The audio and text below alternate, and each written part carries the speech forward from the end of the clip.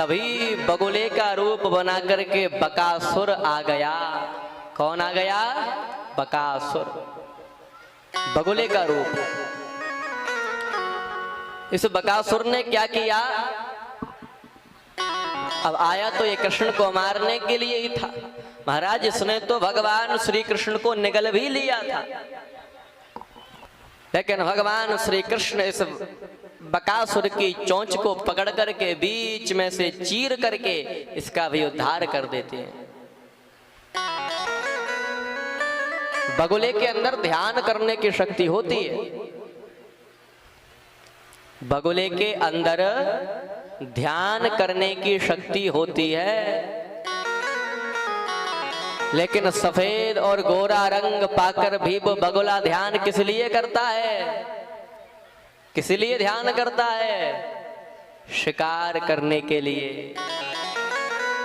बगुला आकर के किसी नदी के किनारे या तालाब के किनारे खड़ा हो जाएगा, बिल्कुल हिलेगा भी नहीं। कोई मछली आएगी, उसका कोई शिकार आएगा, खाने लायक पकड़ लेगा।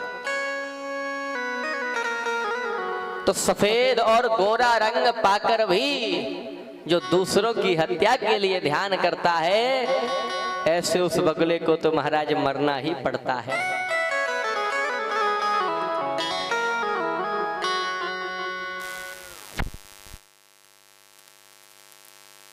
भगवत गीता जी में भगवान श्री कृष्ण कहते हैं, हे अर्जुन,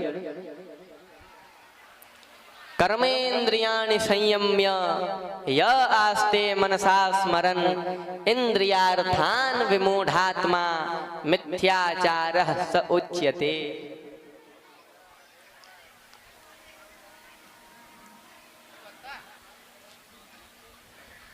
जो लोग केवल दूसरों को दिखाने के लिए ध्यान करने बैठ जाएं और मन ही मन में विषय भोगों का चिंतन करें, वो मिथ्याचारी और पाखंडी होते हैं।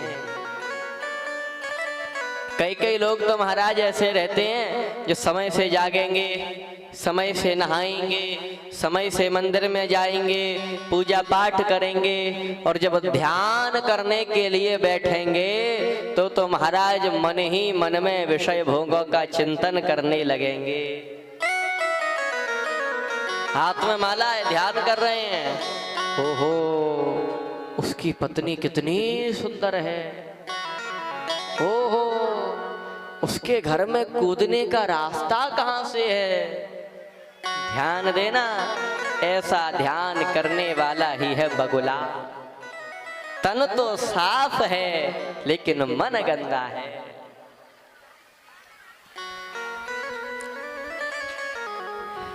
तो बाल कृष्ण ने जब इस बगुले को, इस बकासुर को मारा, तो इस बकासुर का भाई अघासुर अपने भाई की मृत्यु का बदला लेने के लिए एक बहुत बड़े अजगर का रूप लेकर के आया।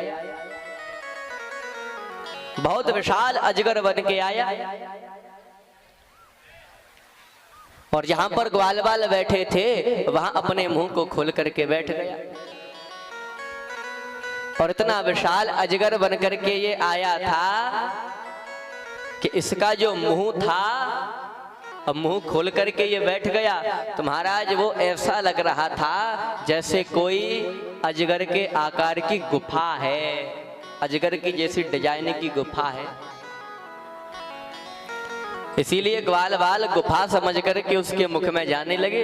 अरे बड़ी सुंदर गुफा है, चलो अंदर से देख कर आए। कन्हैया बहुत रोक रहे हैं पर ग्वाल बाल नहीं माने, अघासुर के मुख में प्रवेश कर गए। परंतु तब बाल कृष्ण भी अघासुर को मारने के लिए अघासुर के मुख में चले जाते हैं, क्योंकि उन्हें अपने सखाओं को, अपने ग्वाल वालों को बचाना था। आज अपने ग्वाल वालों को बचाने के लिए भगवान श्री कृष्ण अघासुर के मुख में प्रवेश करते हैं और अपने शरीर के आकार को बढ़ा करके अघासुर की दम घोंट कर उसे भी मार डाला। लेकिन अघासुर कहते किसे हैं?